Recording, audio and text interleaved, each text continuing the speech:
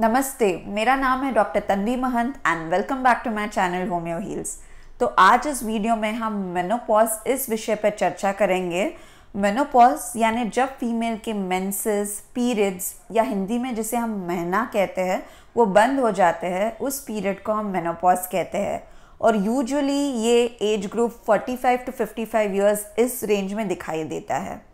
तो आज मैं इस वीडियो में इस विषय पर इसलिए चर्चा कर रही हूँ क्योंकि इसके जो लक्षण हैं उसके बारे में बहुत सारे महिलाओं को पता नहीं होता, उनके परिवार वालों को पता नहीं होता और इसलिए इस विषय पे जानकारी होना बहुत ज़रूरी है। तो चलिए बढ़ते हैं इस वीडियो की ओर।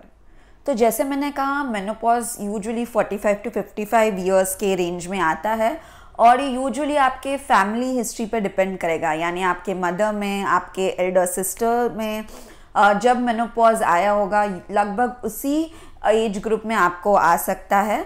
और अगर मेनोपॉज यानी आपके जो महीना है 40 के पहले बंद हुए तो उसे हम अर्ली मेनोपॉज कहते हैं, और अगर 55 के बाद बंद हुआ तो उसे हम लेट मेनोपॉज कहते हैं।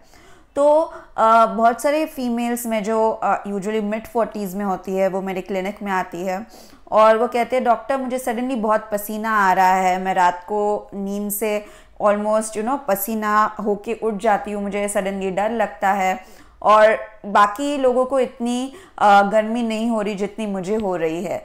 तो वो जान नहीं पाते कि ये पेरीमेनोपॉजल पीरियड चल रहा है और ये जो लक्षण हैं ये उसी वजह से आ रहे हैं। तो पेरीमेनोपॉजल मतलब जब आपका मेनोपॉज अप्रोच होने वाला है, उसके ऑलमोस्ट 2-3 साल पहले से ही आपको उसके सिम्टम्स शुरू हो जाते हैं और मेनोपॉज के बाद भी ऑलमोस्ट 1 ईयर तक ये सिम्टम्स रह सकते हैं, ये लक्षण रह सकते हैं, जिसे हम पेरीमेनोपॉजल पीरियड कहते हैं। तो जब एक महिला मेनोपॉज अप्रोच करती है तो बॉडी में बहुत सारे चेंजेस आते हैं because of again hormonal changes. जो फीमेल हार्मोन है वो ईस्ट्रोजन, वो घटने लगता है। उसी वजह से फीमेल्स कहते हैं कि मेरा वज़न सडनली बढ़ने लगा है। पहले 40s के पहले मैं एकदम थिन थी और अभी सडनली मुझे ब्लोटिंग, हैवीनेस, वज़न बढ़ना, थकान, ये सिम्टम्स महसूस होने लगे हैं। तो ये सिम्टम्स भी मेनोपॉज के दौरान आ सकते हैं। उसी के साथ जो है ईस्ट्रोजन घटने के वजह से जो फीमेल्स के जेनाइटल एरिया है, वजाइना है, उसमें ड्राइनेस होना, उसी वजह से उधर इचिंग यानी खुजली होना, जब संबंध होता है तो पेन होना, ये लक्षण आ सकते हैं। ड्यूरिंग मेनोपॉज फीमेल्स में रिकरेंट यूरिनरी ट्रैक इन्फेक्शंस होते हैं, यानी पेशाब में जलन होना, पेशाब करते वक्त दर्द होना, ये भी काफ़ी कॉमन होता है। फिज़िकल सिम्टम्स के अलावा बहुत सारे इमोशनल सिम्टम्स, बहुत सारे मेंटल सिम्टम्स भी आते हैं। जैसे सडनली फीमेल्स बहुत सेंसिटिव हो जाती है, इरिटेबल हो जाती है, जो बातों के बारे में फीमेल्स पहले रिएक्ट नहीं करती थी तो ओवर रिएक्टिव या हाइपर सेंसिटिव हो जाती है। ये भी हार्मोनल चेंजेस की वजह से होता है। मूड स्विंग्स होते हैं और जैसे मैंने कहा हॉट फ्लशेस, यानी compare to other members in the family उनमें ज़्यादा गर्मी होती है, बहुत स्वेटिंग होती है, घबराहट होना जैसे हम हिंदी में कहते हैं वो होता है, नींद में भी काफ़ी डिस्टर्बेंस आ जाते हैं। तो ये सारे सिम्टम्स फीमेल में पेरीमेनोपॉजल पीरियड या ड्यूरिंग मेनोपॉज हो सकते हैं। तो अब बात करेंगे जो महीना है या जो पीरियड्स है उसमें क्या चेंजेस दिखाई दे सकते हैं ड्यूरिंग पेरीमेनोपॉजल या मेनोपॉज पीरियड में। तो यूजुअली फीमेल्स में क्या हो जाता है, जो नॉर्मल ड्यूरेशन है पीरियड्स का, जो यूजुअली 21 to 35 डेज़ के बीच में कभी भी आ सकता है, वो डिले होने लगता है। मतलब फीमेल्स को एवरी 60 डेज़, 2 महीने में या 3 महीने में पीरियड्स आना शुरू हो जाता है। कभी कभी फीमेल्स में वो जो महीना होता है बहुत स्कैंटी होता है, यानी कम होता है, स्पॉटिंग होती है और इवेंचुअली पीरियड्स बंद हो जाते हैं। और जब आपको 1 साल तक महीना नहीं आता तो हम कहते हैं कि आपका जो मेनोपॉज है वो शुरू हो गया है। पर कोई फीमेल्स में during this perimenopausal period abnormal bleeding हो सकती है, जिसे हम डिसफंक्शनल यूट्राइन ब्लीडिंग कहते हैं।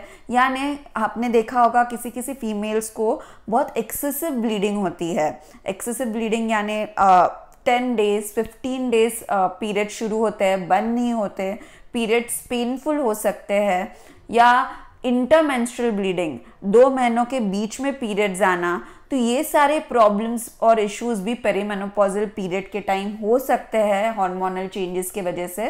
पर आपको ये जो लक्षण है उसे इग्नोर नहीं करना है, डॉक्टर के पास जाना है, क्योंकि बहुत बार ये जो लक्षण है वो आपके यूट्रस में कोई गांठ, जैसे फाइब्रॉइड गांठ बहुत कॉमन होती है, पॉलिप या कोई और लक्षण या और कॉज की वजह से भी हो सकती है। इसलिए अगर आपको ये सिम्टम्स आए तो आपको डॉक्टर के दिखाना चाहिए, इन्वेस्टिगेट कराना चाहिए और अप्रोप्रिएट जो ट्रीटमेंट है उसे लेना चाहिए। तो ये जो वीडियो था यूजुअली जो मेनोपॉज है और पेरीमेनोपॉज जो है उसके सिम्टम्स यानी लक्षण के अवेयरनेस के लिए था। अगर आपको और कोई भी जानकारी चाहिए तो आप मुझे कमेंट सेक्शन में लिख सकते हैं। और 1-2 लक्षण है जिसके बारे में मैं बताना चाहती हूँ। ड्यूरिंग मेनोपॉज फीमेल में जोड़ों में दर्द, जॉइंट पेन्स, मसल क्रैम्प्स ये भी बहुत कॉमन होते हैं।